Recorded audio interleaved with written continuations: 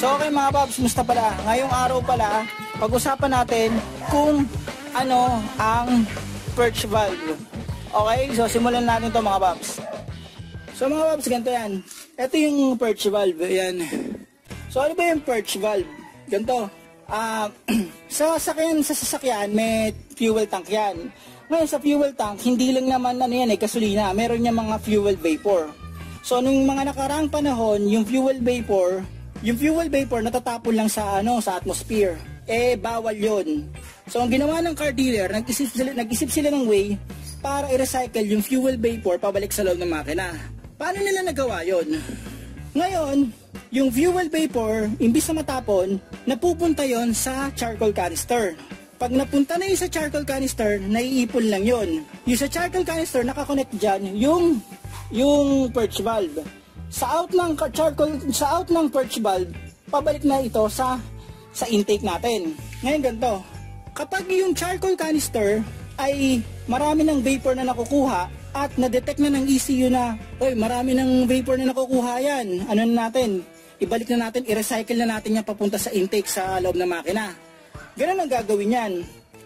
Ito, close yan, normally close yan. Ang mangyayari niyan, pag yung vapor, nandito, yan, ngayon, puno na yung charcoal canister, anuhin na natin. Mag-release na tayo ng vapor papunta uli sa intake. Gagawin yan, sasabihin ng ECU yun, eto solenoid yan, mag-o-open yan. Kapag nag-open yan, yung mga vapor na galing sa charcoal canister, pupunta yan sa intake. So yun ang silbi ng perch valve.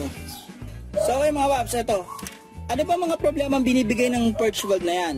So unang binibigay niyan na problema, check engine. Yan, lalagay ko na lang dito sa video yung listahan ng mga code na posibleng ibato nitong sirang perch valve. Ano sunod? Ang perch valve natin, normally close yan. Kapag normally close yan, nag-open lang siya kapag sinasabi ng ECU na, i-open na natin yung valve para pumasok na yung vapor. Ganun yung nangyayari yan, ganun yung nagiging sistema niyan. Paano kung normally, open na yan? So kapag normally open yan, yung fuel vapor tuloy-tuloy papasok sa intake. Kapag nangyari yun, anong magiging epekto?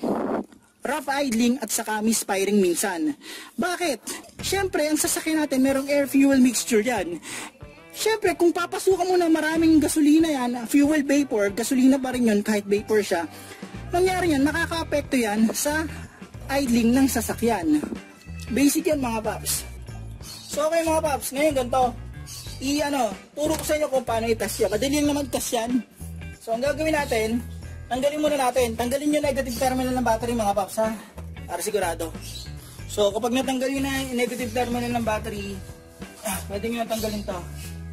Yan.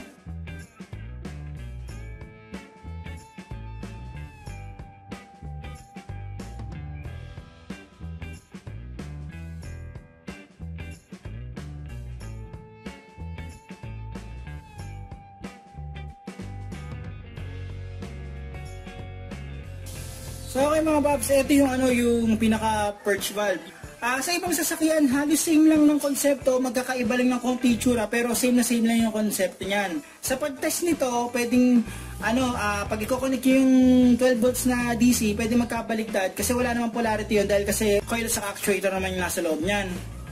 Sa pag-test nito, ganito. Ito dapat, normally close yan. Naka-close ang ang valve niyan. So pag hinipan ko to dito, walang lalabas yan dito. Okay? So testing ko Binoblow ko, walang lalabas. Ganito na lang. Binoblow ko, walang lalabas. Hindi ko kasi mapakita sa inyo eh. Ganun din sa kabila pag binlow ko yan. Walang lalabas yan. Kapag lilinisin to, gagamit kayo ng throttle body.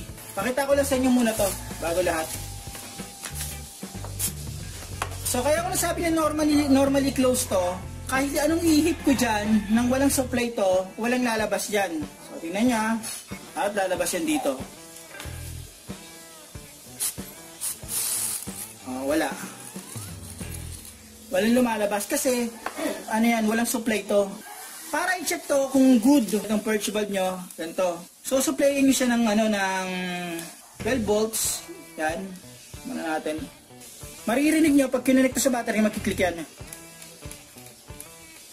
Yan.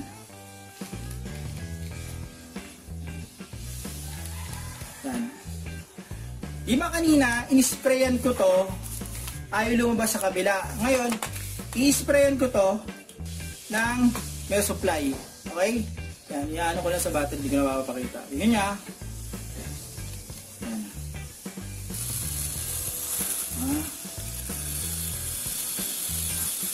Makakita niya? Yan. Op, ang dumi yan. So, yan.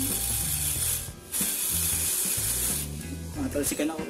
So, ganito concept nito mga paps. Vice versa din yan kapag sinusupply mo kahit dito ka sa kabila magpasok, lalabas sa kabila. Okay, so ganito mga paps. Since nandito na rin lang ako, lininisin ko na rin to. Ayan. Pag linis ito, ganun lang. So, gamit kayo ng ng throttle body and carb cleaner. Yan. Tapos bubughan yung kabilang side.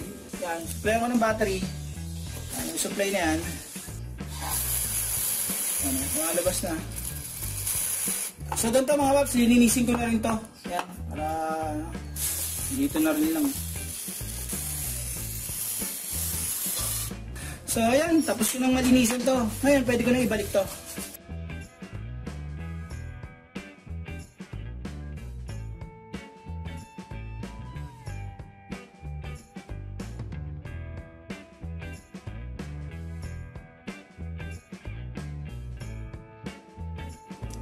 Huwag nyo kalimutan ibalik yung negative terminal ng battery. So okay mga paps, hanggang dito na itong video na to. Sana itong video na to nakatulong to na naging aware tayo kung ano ba function at silbi ng purge valve, kung paano ito linisin, kung paano ito i-test. So paano mga paps, huwag nyo kalimutan i-like at subscribe ang channel ko para makagawa pa ako ng ganitong basic na video. Huwag nyo rin kalimutan i-hit ang notification bell para updated kayo sa video na ginagawa ko. Paano mga paps, hanggang sa muli.